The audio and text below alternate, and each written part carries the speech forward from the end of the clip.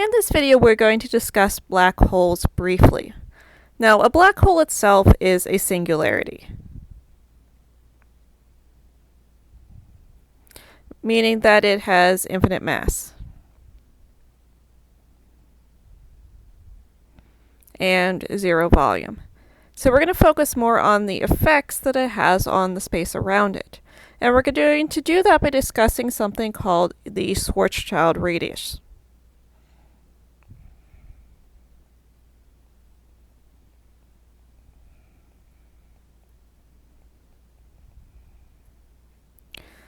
So the Schwarzschild radius defines the event horizon of the black hole.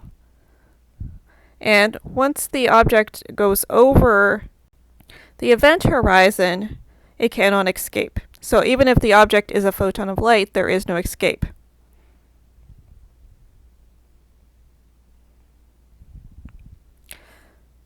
So understanding where the event horizon is, or the Schwarzschild radius is, allows us to calculate the effective mass of the black hole. So how it's going to behave in something like a Newtonian gravitation calculation.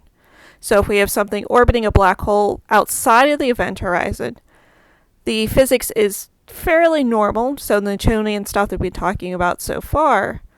So we could calculate the mass of the effective mass of the black hole and then plug it into a Newtonian gravitation equation or Kepler's third law and work with the mass that way.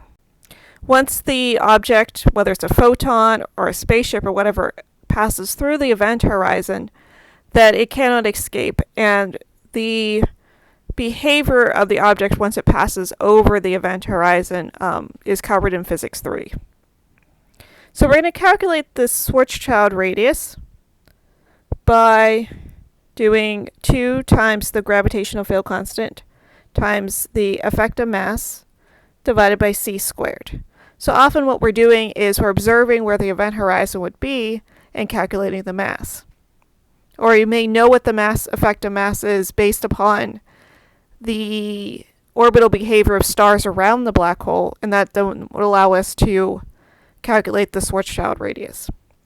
C in this case is the speed of light.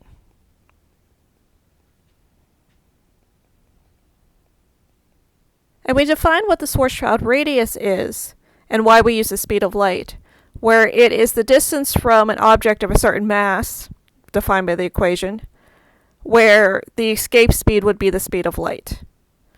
So we're sort of saying that the event horizon is that distance from the black hole where once you pass over it, the escape speed is so high that even light can't escape from it. So we're using the speed of light as our escape speed and then seeing the corresponding mass and radius that goes with that.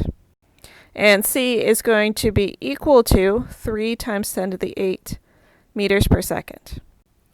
So ways we might use this in this particular course is you may be given a Schwarzschild radius and have to calculate a mass, and then that mass might be used then as the central body in something like a Kepler's third law problem.